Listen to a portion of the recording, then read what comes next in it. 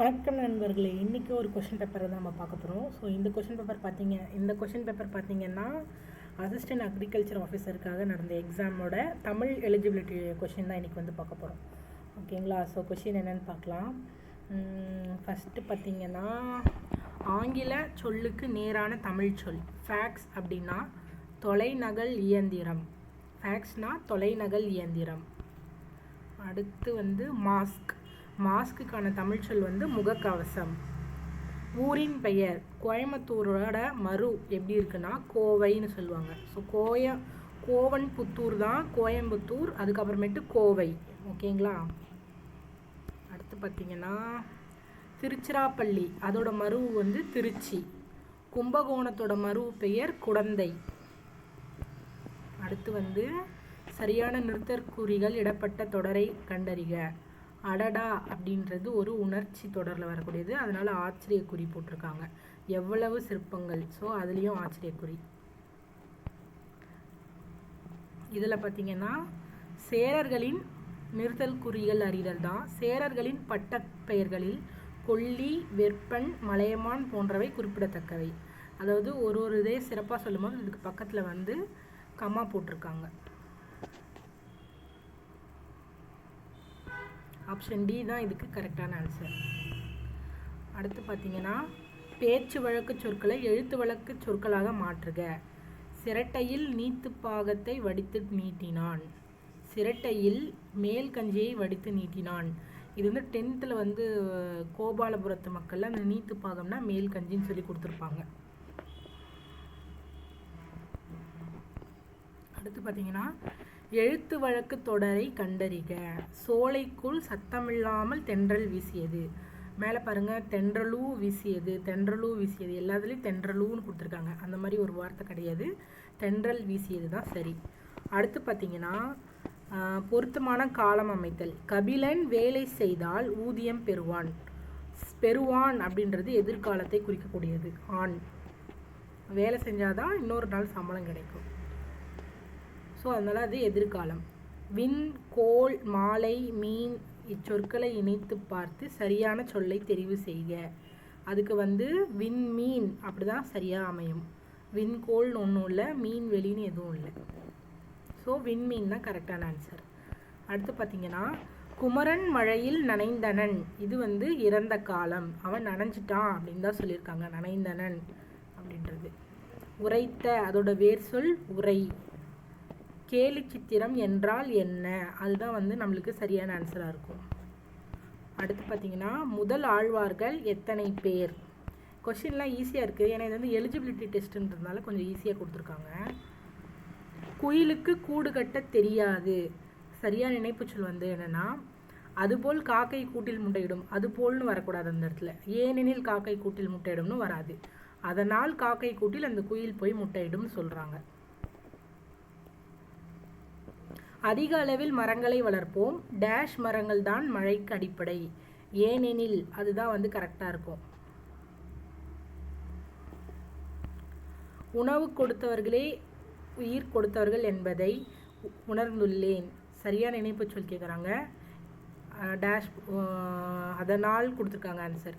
டேஷில் போட்டுக்கணும். அதனால் இந்த பாத்திரத்தில் இருக்கும் உணவை பசியால் வாடும் மக்களுக்கு வழங்கப் போகிறேன். ஆகையால்னு போட முடியாது. ஸோ அதனால் இந்த பாத்திரத்தில் இருக்கக்கூடிய உணவை கொடுக்கறது தான் சரியாக இருக்கும்.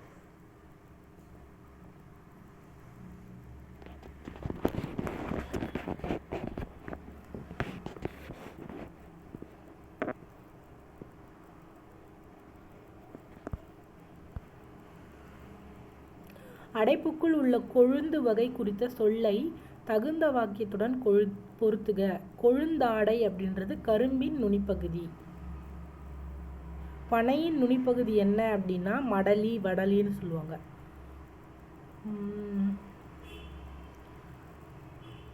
மீதி ரெண்டுத்துக்கும் மறந்து போயிடுச்சு நண்பர்களே.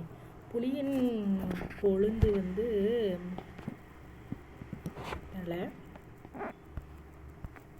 ஸோ அதுவும் 10th புக்கில் இருக்குது. திரும்ப ஒரு தடவை படிக்கணும். எந்த அளவுக்கு இருந்துச்சுன்னா எந்த அளவுக்கு நம்ம எழுத போகிறோன்னு தெரியல. அடுத்து பார்த்திங்கன்னா இலக்கண குறிப்பு. கொள்க, குறைக்க, கா விகுதி பெற்று முடிஞ்சிருக்கு. ஸோ இது வந்து ஒரு வியங்கோல் வினைமுற்று. இரு பொருள் தருக. படி, படினா படிக்கட்டுன்னு சொல்லலாம், படித்தல்னு சொல்லலாம்.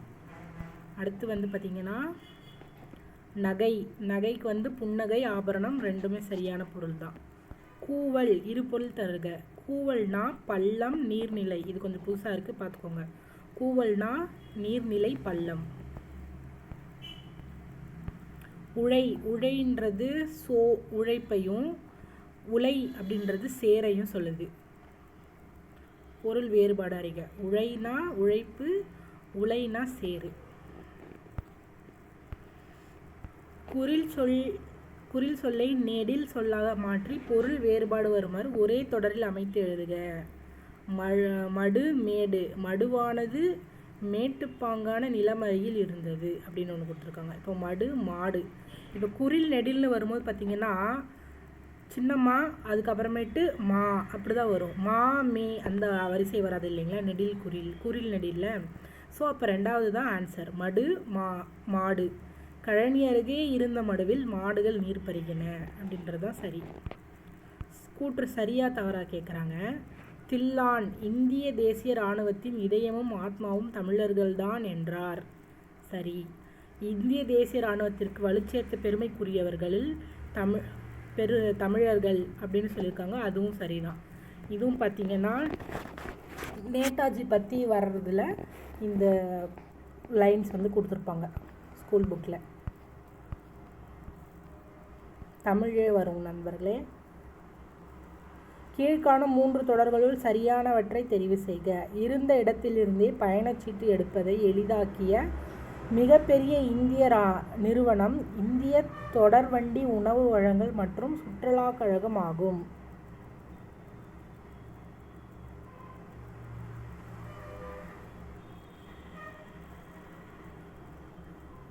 கரெக்ட் தான்.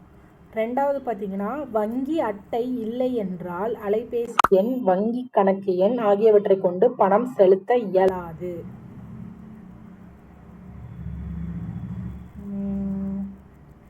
அடுத்து பார்த்தீங்கன்னா திறன் அட்டைகள் என்பவை குடும்ப அட்டைகளுக்கு மாற்றாக வழங்கப்பட்டவை. ஸ்மார்ட் கார்டு சொல்லியிருக்காங்க. 3வது ஆப்ஷன் சரிதான். 2வது ஆப்ஷன் பார்த்தீங்கன்னா செலுத்தலாம். இப்போலாம் ஜிபேலாம் வந்துருச்சு இல்லை, ஜிபே, ஃபோன்பே. ஸோ வந்து அதனால் வங்கி அட்டை இல்லாமலும் வந்து நம்மளால் பணம் செலுத்த முடியும். ஒன்ஸ் அதாவது அது தொலைஞ்சு போயிடுச்சுன்னா வங்கி அட்டையே வாங்காமல் நம்மளால் அதை ஓப்பனே பண்ண முடியாது.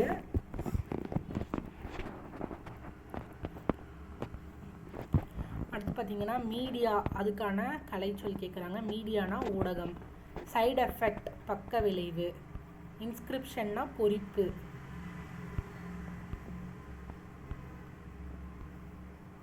தண்டருள் என்ற சொல்லின் பொருள் கேட்குறாங்க. குளிர்ந்த கருணை. தண்டருள்னா குளிர்ந்த கருணை. தண்ணுனா குளிர்ச்சி அப்படின்றது பொருள். நம்ம இதுக்கு முன்னாடி பார்த்த கொஸ்டினில் படிச்சிருப்போம். திங்கள் அப்படின்றது நிலவை குறிக்கும். திருமறை காடு என அழைக்கப்படுவது வேதாரண்யம். ஓகேங்களா?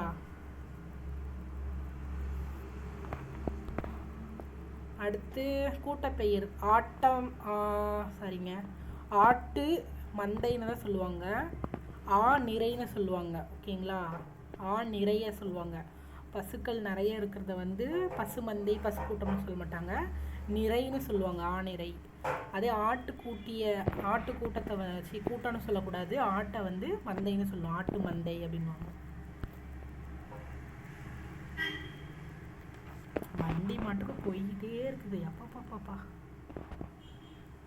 கீழ்காணும் சொல்லின் கூட்டப்பெயர்களை கண்டுபிடித்து எழுதுக. கல் வந்து குவியல், கற்குவியல் அப்படின்னு சொல்லுவாங்க. பழக்குழை, குலை, பழக்குலை அந்த மாதிரி எல்லாம் பழக்குவியல். பழம் இச்சொல்லின் கூட்டுப்பெயர். இங்கே பார்த்தீங்களா, இப்போ தான் நம்ம மேலே சொல்லிட்டே இருந்தோம், அதுக்குள்ளே கீழே கேட்டாங்க.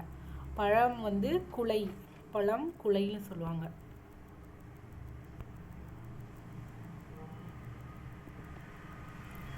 சரியான தொடரை தேர்ந்தெடுக. சாண்டியாகோ மிகப்பெரிய மீனை பிடித்தார். இதுதான் சரி. மிகப்பெரிய சாண்டியாகோ மீனை பிடித்தார். சாண்டியாகோ ஃபஸ்ட்டு கொடுத்துருக்கிறது பாருங்க. சாண்டியாகோ வந்து பெருசாக இருந்தானா அவன் வந்து மீனை பிடிச்சானா, அந்த மாதிரி கொடுத்துருக்காங்க. அந்த மாதிரி வராது. சாண்டியாகோ மிகப்பெரிய மீனை பிடித்தார். ரெண்டாவது பார்த்தீங்கன்னா சரியான தொடர் எது கண்டறிந்து எழுதுக. பேசவும் தமிழ்மொழி படிக்கவும் எழுதவும் உகந்த மொழி எப்படி கொடுத்துருக்காங்க. இன்னொன்று பாருங்கள், ஆப்ஷன் பி வந்து படிக்கவும் பேசவும் எழுதவும் தமிழ்மொழி உகந்த மொழி. 3வது ஆப்ஷன் பார்த்தீங்கன்னா தமிழ்மொழி பேசவும் படிக்கவும் எழுதவும் உகந்த மொழின்னு கொடுத்துருக்காங்க. ஸோ அப்போ ஆப்ஷன் சி தான் சரி. ஃபஸ்ட்டில் வந்து மெயினை வச்சுட்டு அது எதுக்கெல்லாம் வந்து யூஸ்ஃபுல்லாக இருக்குன்னு கொடுத்துருக்காங்க. அடுத்து பார்த்தீங்கன்னா சரியான தொடர் தான் இதுவும். கூடு கட்டி வாழும் சிட்டுக்குருவி பறவை இனத்தை சார்ந்தது. சிட்டுக்குருவி கூடு கட்டி வாழும் பறவை இனத்தை சார்ந்தது தான் சரியான ஆப்ஷன். படித்து பார்த்தாலே உங்களுக்கே புரியும் எந்த வேர்டு எங்கே வரணும்னு சொல்லிட்டு. இந்த மாதிரி சென்டென்ஸாக வரும்போது ஈஸியாக இருக்கும். உங்களுக்கு பாடலோ ஏதாவது ஒரு செய்யுள் அடியோ இல்லை திருக்குறளோ கொடுக்கும்போது தான் கஷ்டமாக இருக்கும். ஏன்னா நம்மளுக்கு வந்து நம்ம யோசிக்காத மாதிரி அதில் கொடுத்துருப்பாங்க. ஒரு ஓர் கேட்டிருக்காங்க. இப்போ ஒரு ஓர் எங்கெங்க போடணும்னு சொல்லிடுறேன். ஓர் அப்படின்றது பார்த்தீங்கன்னா உயிரெழுத்துக்கு முன்னாடி ஓர் வரணும். ஒருன்றது உயிர்மை முன்னாடி வரலாம். ஓகேங்களா? உயிர்மை முன்னாடி போடுறது. இப்போது தமிழினத்தை ஒன்றுபடுத்தும் ஓர் இலக்கியம், அதாவது இலக்கியம் அப்படின்றதுல ஈ வந்திருக்கு. உயிரெழுத்துக்கு முன்னாடி ஓர் போட்டு சிலப்பதிகாரம்னு போடணும். ஓகேங்களா?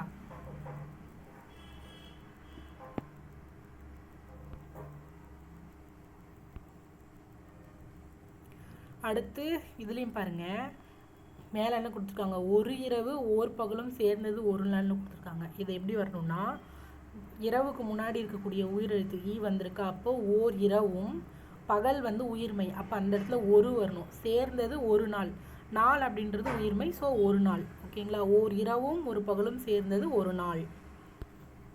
அடுத்தபடியாக ஒரு அழகிய சிற்றூரில் ஓர் குளம் இருந்ததுன்னு கொடுத்துருக்காங்க. இப்போ இதில் என்ன வரும், ஓர் அழகிய சிற்றூரில் ஒரு குளம் இருந்தது, அதுதான் ஆப்ஷன், அதுதான் ரைட்டான ஆன்சரும் கூட. ஓகேங்களா?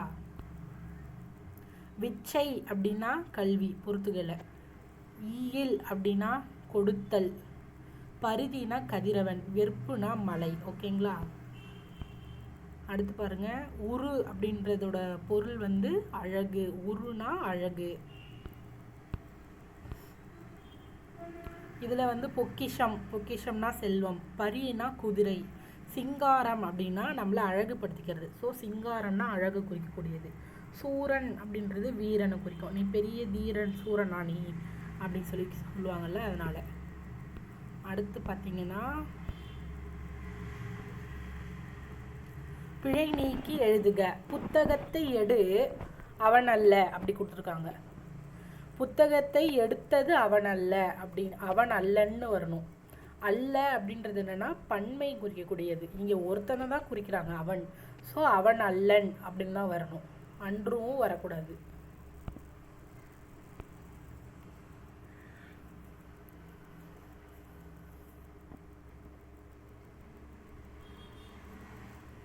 அடுத்த ஒருமை பன்மை பிழை பார்த்தீங்கன்னா, பானையை உடைத்தது கண்ணன் அல்லன், அதுதான் வரணும். கண்ணன் அல்லன்னோ அல்லர் அல்லீர்னோ வரக்கூடியது. அல்லீர் வந்து முன்னிலையில் இருக்கக்கூடியது, பலர்பாலுக்கு சொந்தமானதாக இருக்கும்.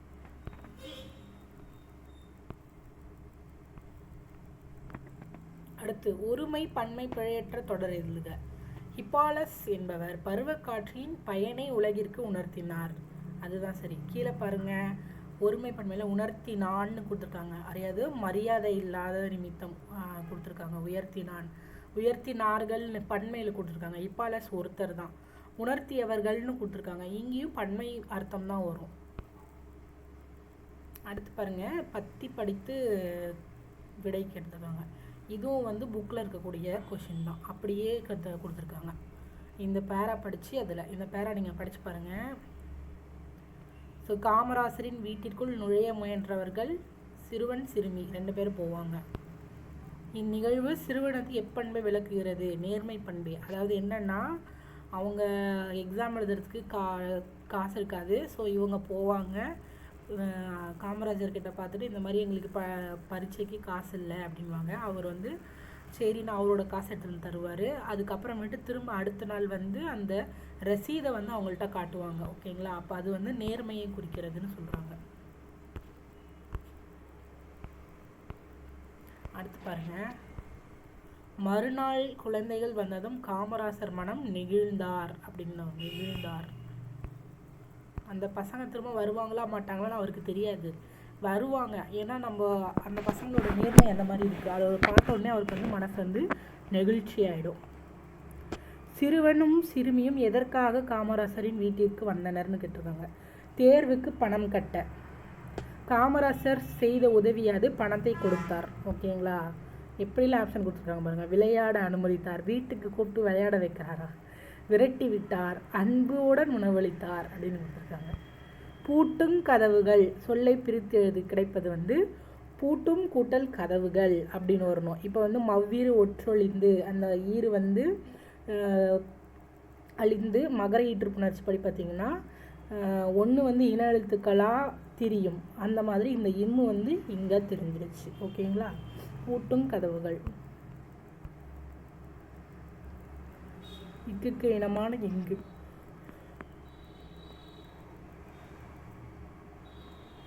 அடுத்து பொய் அகற்றும். பொய் அகற்றும் என்னும் சொல்லை பிரித்து எழுத கிடைப்பது பொய் கூட்டல் அகற்றும். அப்படியே அதாவது இயல்பு புணர்ச்சின்னு சொல்லலாம். உடல் மேல் உயிர் வந்து ஒன்றுவது இயல்பே, அந்த விதியின் படி புணர்ச்சி.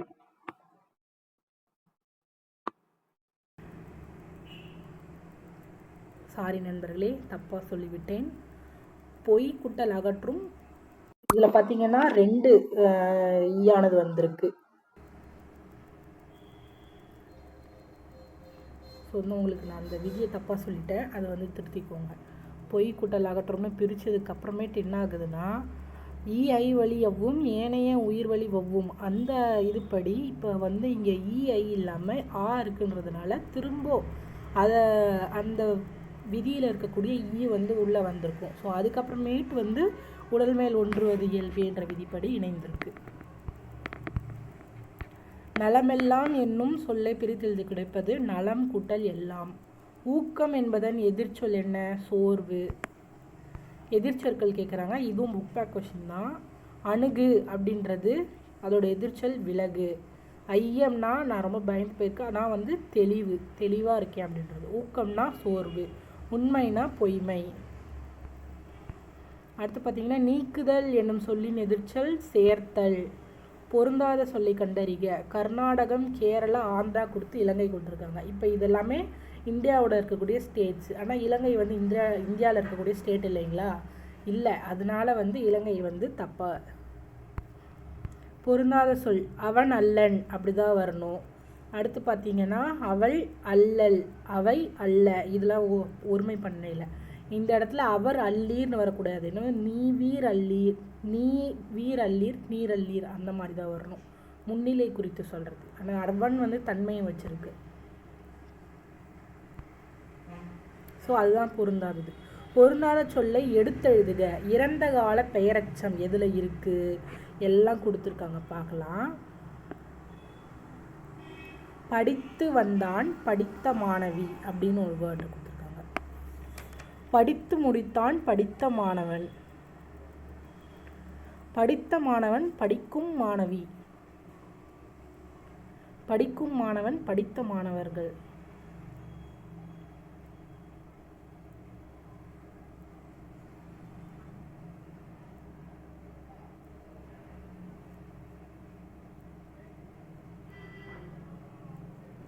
இப்போ வந்து இதில் வந்து என்ன கொடுத்துருக்காங்கன்னா இறந்த கால பெயரச்சமாக இருக்கிறத எடுக்க சொல்லியிருக்காங்க. இப்போ இதில் படித்து வந்தான் அந்த இடத்துல படித்து வந்தான்ன்றது ஒரு வினையச்சத்தோடு வரக்கூடியது. படித்த மாணவியில் பெயரச்சம் 2 கலந்து வந்திருக்கா. ஆப்ஷன் பிலையும் பார்த்தீங்கன்னா படித்து முடித்தான் வினையச்சமும் பெயரச்சமும் கலந்துருக்கு. 3வது ஆப்ஷனில் பாருங்கள், படித்த மாணவன் படிக்கும் மாணவின்னு கொடுத்துருக்காங்க. அடுத்து 4வது ஆப்ஷனில் படிக்கும் மாணவன் படித்த மாணவர்கள். ஸோ படித்த மாணவன் அப்படின்றது இறந்த கால பெயரச்சத்தை குறிக்கக்கூடியது.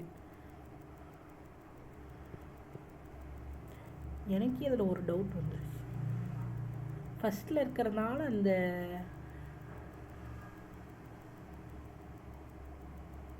இந்த ஆப்ஷன் சிக்கும் டிக்கும் என்ன வித்தியாசம்னு எனக்கு புரியல நண்பர்களே. ஸோ இந்த டவுட்டை நான் வந்து யாருக்கையாவது கிளியர் பண்ணால் தான் எனக்கு புரியும். நான் வந்து கிளியர் பண்ணிவிட்டு உங்களுக்கு இது ஒரு செப்பரேஷனாக சொல்கிறேன். ஏன்னா இப்போது ஆப்ஷன் சியும் டியும் பார்த்தீங்கன்னா ஓரளவுக்கு ஒரே மாதிரி தான் இருக்குது. அதில் என்ன கன்ஃபியூஷன் எனக்கு புரியல. இல்லை இதில் இருக்கிற இறந்த கால பெயரச்சம் இது எல்லாமே இறந்த கால பெயரச்சத்தை குறிக்குதா, அதில் பொருந்தாதது இது மட்டுமா அப்படின்னு தெரியல. ஸோ இந்த டவுட் வந்து நான் உங்களுக்கு கிளியர் பண்ணிவிட்டு அப்புறமேட்டு நான் ஒரு நாள் உங்களுக்கு சொல்கிறேன்.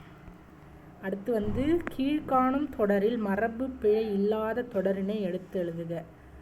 காகம் கரையும் மயில் அகவும், அதுதான் சரி. அடுத்து பார்த்தீங்கன்னா பிறமொழி சொற்களை நீக்கி எழுதுக. சான்றோர் கூறும் உபதேசங்கள் நம் வாழ்க்கைக்கு ஏற்றமளிப்பவை. ஸோ உபதேசம் அப்படின்றது அறிவுரைகள்.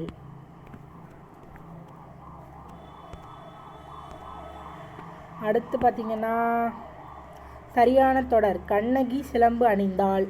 இங்கெல்லாம் வந்து ஒருமை பன்மையில் கொடுத்துருக்குறாங்க. அணிந்தது, அணிந்தார்கள், ஒருத்தி தான் கண்ணகி. ஸோ அதுக்கேற்ற மாதிரி பார்த்துக்கோங்க. ஆங்கில சொல்லுக்கு நேரான தமிழ் சொல். பேங்க்னா வங்கி. டிஜிட்டல் அப்படின்றது வந்து டிஜிட்டல்னால் வந்து மின் கணினி மயமா, பணத்தால் கிடையாது. ஆனால் டிஜிட்டல்னா இணையமயமா, இன்டர்நெட்னா தான் இணையமயம். எண்மயமா, டிஜிட்டல்னா அப்படி தான் நினைக்கிறேன். செக் என்பது கடன் அட்டைன்னு சொல்லியிருக்காங்க. அப்புறமேட்டுக்கு செக்னா கிரெடிட்னா தான் கடன் அட்டை, கிரெடிட் கார்டு. ஓகேங்களா. செக்குன்றது வந்து காசோலை. ஓகேங்களா, காசோலை. கரன்சி நோட் தான் பணத்தாள். ஸோ இது வந்து மாற்றி கொடுத்துருவாங்க. அப்போ பேங்க் தான் வந்து சரி, வங்கி. ஆங்கில சொல்லுக்கு இணையான தமிழ் சொல் அறிக. முழக்கம் பேலடு கொடுத்துருக்காங்க. ஒற்றுமைனா கரேஜ்னு கொடுத்துருக்காங்க. துணிவு யூனிட்டி. எலக்வேஷன் அப்படின்னா பேச்சாற்றல், அது சரி. யூனிட்டினா தான் ஒற்றுமை, கரேஜ்னா துணிவு. ஓகேங்களா, மாற்றி கொடுத்துருவாங்க. இதுலேயும் ஆங்கில சொல்லுக்கு இணையான தமிழ் சொல் கேட்டிருக்காங்க.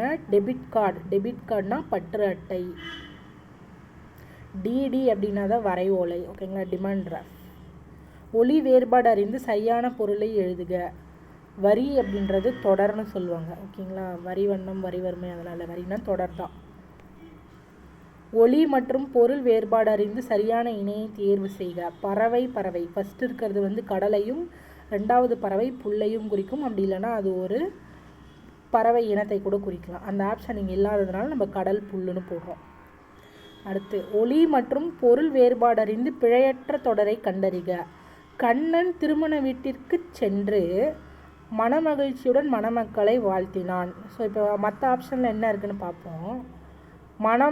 மணமக்களை அப்படின்றதுல பாருங்கள், இந்த இடத்துல மாற்றி கொடுத்துருக்காங்க. ரெண்டாவதுக்கு மணமக்களைன்னு 2 சொல்லி நான் போட்டிருக்காங்க. இன்னொன்றுத்தில் பாருங்கள், மூணாவது ஆப்ஷனில் கண்ணன் திருமண இடத்துல, அந்த இடத்துலையும் நான், அதாவது இந்த ஃபுல் ஆப்ஷன்லேயும் பார்த்தீங்கன்னா நகரம் வந்து மாறி மாறி கொடுத்துருக்கு. ஸோ ஃபஸ்ட்டில் தான் கரெக்டாக இருக்குது. ஒரு பொருள் தரும் பல சொற்கள் இணையை தேர்ந்தெடு. இப்போ இதில் வந்து பார்த்திங்கன்னா ஒரு பொருள் தரும் பல சொல். அணினாலும் அழகு தான், வனப்புனாலும் அழகு தான். ஸோ ரெண்டுமே ஒன்று தான்.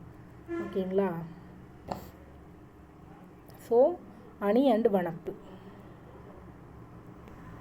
சூம்பல், சிவியல், அழியல் இதெல்லாம் வந்து கெட்டுப்போன காய்கனி வகை. இதுவும் 10th புக்கில் இருக்கக்கூடியது. அடுத்து பாருங்க, ஒரு பொருள் தரும் இரு சொற்கள். கடல், முன்னீர், பௌவம்னாலும் கடல் தான். ஆழினா கடல் தான், ஆனால் வந்து சக்கரம்னா கடல் கிடையாது. ஸோ வந்து ஆழியை பார்த்தோன்னே அதுவும் போற்றக்கூடாது நீங்கள். ஓகேங்களா. வேர்ச்சொல்லை பெயரச்சமாக மாற்றணும். பெரு அப்படின்னா பெற்ற, பெற்றுனா வினையச்சம், பெற்றான்னா வினை முற்று முடிந்து விட்டது, பெற்றுவிட்டான் அப்படின்றதும் வினை முற்றத்தான் சொல்லும்.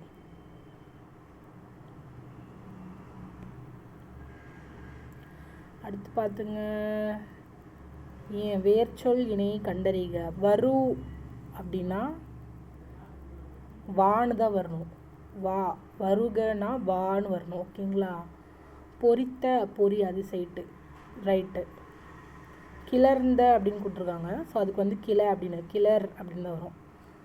மயங்கிய அப்படின்னா மயங்கு அப்படின்றது தான் வந்து வேர் சொல்லாக இருக்கும். ஆடினான் அதோட வேர் சொல் ஆடு. வேர் சொல்லின் வினை முற்றை காண்க. குமை அப்படின்னு கொடுத்துட்டு வினை முற்று கேட்காங்க. குமைந்தல் என்பது ஒரு தொழில் பெயர். குமைந்து அப்படின்னா வினையச்சம், குமைந்தன பெயரச்சம். ஸோ குமைந்தன என்பது வினை முற்று. குமைந்தன அப்படின்றது எதிர்கால வினைமுற்றை குறிக்கக்கூடியது. கொடுக்கப்பட்டுள்ள வேர்ச்சொல்லின் வினைமுற்றை கண்டறிக. கான் அப்படின்னா கண்டான், காணான், கண்டவன். வினைமுற்று கேட்குறாங்க. ஓகேங்களா? கண்டவன் அப்படின்னும் போது நீங்கள் கான் போட்டுறக்கூடாது. கண்ட, கண்டு, அதுதான் அந்த இடத்துல வினை வேறு சொல்லா வரும். கண்டவனுக்கு கண்டு வரும். பாருங்கள், கண்டு இங்கே கொடுத்துருக்காங்க. ஸோ நீங்கள் கான் அப்படின்னு பார்த்தோன்னே கண்டவன் அப்படின்னு போட்டக்கூடாது, கண்டான் அப்படின்றது தான் சரி.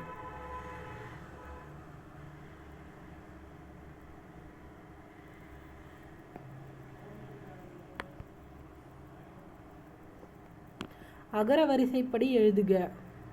உழவு, ஏர், மண், மாடு. அடுத்து பாருங்கள் உடுக்கை. காக்கு அடுத்து பாருங்கள் பிடித்தல். இப்பு, இம்மு, அந்த வரிசையில் பிடித்தல், மகுடி. 81க்கு டி தான் ஆன்சர். அடுத்தும் அகர வரிசை கொடுத்துருக்காங்க. அழகு, இசை, உரிமம், ஏற்றம். வரிசையிலே கொடுத்துட்டாங்க. சொற்களை ஒழுங்குபடுத்துக. அகத்தியர் வாழ்ந்த மலை பொதிகை மலை.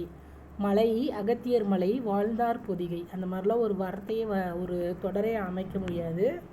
மலை அகத்தியர் மலை, வாழ்ந்தார் பொதிகைங்க. ஸோ ஆப்ஷன் ஏ தான் சரி. ஒலி மற்றும் பொருள் வேறுபாடு அறிந்து சரியான சொல்லை தேர்ந்தெடு. தின் என்றால் வலிமை. இந்த 2 சொல்லி நகரம் வந்தால் உண்ணுன்னு அர்த்தம். அடுத்து பாருங்க, இந்த முடிவு போகிறோம் நம்ம. இரு வினைகளின் பொருள் வேறுபாடு அறிந்து சரியான சொற்றொடரை கண்டுபிடி. குவிந்து, குவித்து. அமைச்சர், இப்போ ஆன்சரை பார்த்துருவோம். அமைச்சர் பதவி ஏற்றவுடன் பாராட்டுக்கள் குவிந்தன. ஆதரவாளர்கள் பரிசு பொருட்களை குவித்தனர். ஸோ இப்படி தான் வரும். ஏன்னா பொருள் பார்த்திங்கன்னா அதுக்கு உயிர் இல்லை, அக்ரிணையாக ஆகிடும். அமைச்சர் உயர்த்தனையாக குவிந்தன அப்படின்போது ஒரு பெரு மரியாதையோடு வரக்கூடியதாக இருக்கும். அடுத்து பாருங்கள், அகர வரிசைப்படி சொற்களை சீர் செய்க. அழகு, ஊழி, ஏழ்கடல், ஐயம், ஓலைச்சுவடி. அடுத்து ஜப்பானில் சரியான வினா கேட்குறாங்க. ஜப்பானில் சாஃப்ட் வங்கி உருவாக்கிய இயந்திர மனிதன் பெயர் பெப்பர். இதுக்கு பாருங்கள்,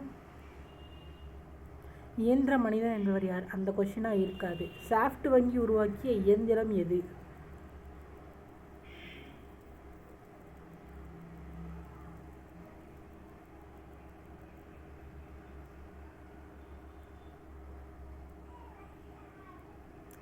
ஸோ இதுக்கு இவங்க கொடுத்துருக்காங்க, பெப்பர் என்று அழைக்கப்படுவது யாது அப்படின்போது அப்போ அது முழு வார்த்தையும் நம்ம அதுக்கு பதிலாக கொடுப்போம்.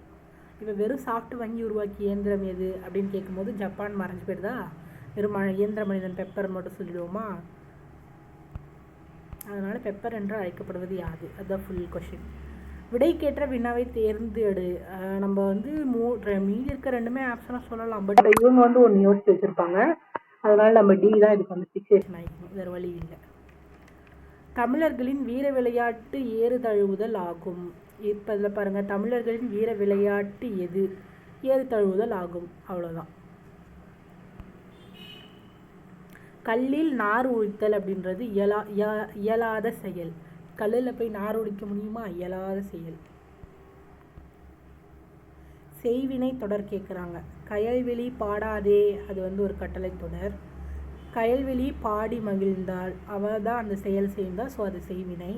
கயல்வெளியால் பாடப்பட்டது, இது பார்த்திங்கன்னா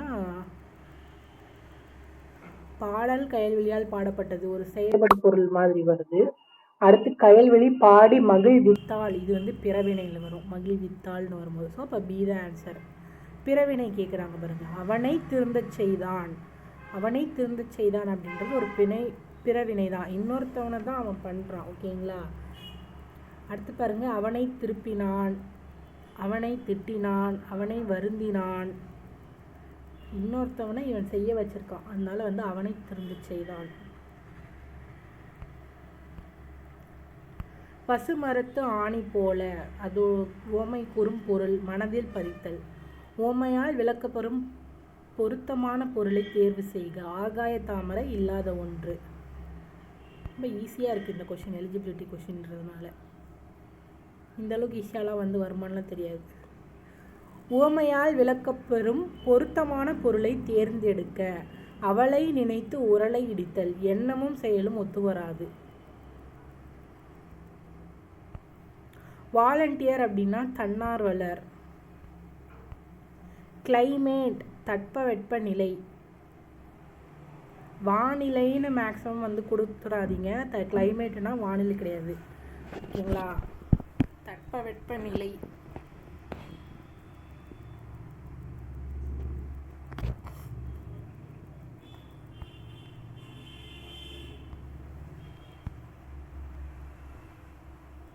காணொளி கூட்டம். காணொளி கூட்டம்னா வீடியோ கான்ஃபரன்ஸ். அடுத்து பாருங்க, என்னுடன் ஊருக்கு வருவாயா என்ற வினாவிற்கு வராமல் இருப்பேனா என்று கூறுவது. அங்கேயும் ஒரு கொஷின் மார்க் போட்டு சொல்கிறாங்க. அதாவது பதிலையே வினாவா சொல்கிறது. வினா எதிர் வினாதல் விடை. இது செய்வாயா என்று விளவிய போது நீயே செய் அப்படின்னு ஏவலா கட்டளையில சொல்லக்கூடியது. நீயே பண்ணு அப்படின்னு சொல்கிறது ஏவல் விடை. அடுத்து 100வது கொஷின், 100வது கொஷினுக்கு வந்துட்டோம். கடைக்கு போவாயா என்ற வினாவிற்கு போக மாட்டேன் மறுத்து கூறுறது மறை விடை. ஸோ வந்து இப்போ தமிழ் வந்து 100 கேள்விகள் பார்த்துட்டோம். இது வந்து எலிஜிபிலிட்டி டெஸ்ட்டு, அதனால உங்களுக்கு இதில் இருக்கக்கூடிய கொஷின்லாம் ரொம்ப ஈஸியாக இருக்கும் நண்பர்களே. அடுத்து இது வந்து ஜென்ரல் ஸ்டடீஸு. ஸோ நம்ம இதோட நிறுத்திக்குவோம், தமிழோட இந்த வீடியோ முடிச்சுக்குவோம். ஸோ இது போல் மேலும் நீங்கள் வந்து நிறைய கொஷின் பேப்பர் வீடியோ பார்க்கணும் அப்படின்னா நம்ம சேனலை மறக்காமல் சப்ஸ்கிரைப் பண்ணிக்கோங்க. அண்ட் வீடியோ பிடிச்சிருந்தா லைக் பண்ணிவிடுங்க. உங்களோட கருத்துக்களை கமெண்ட்டில் பதிவிடுங்க நண்பர்களே. நன்றி, வணக்கம்.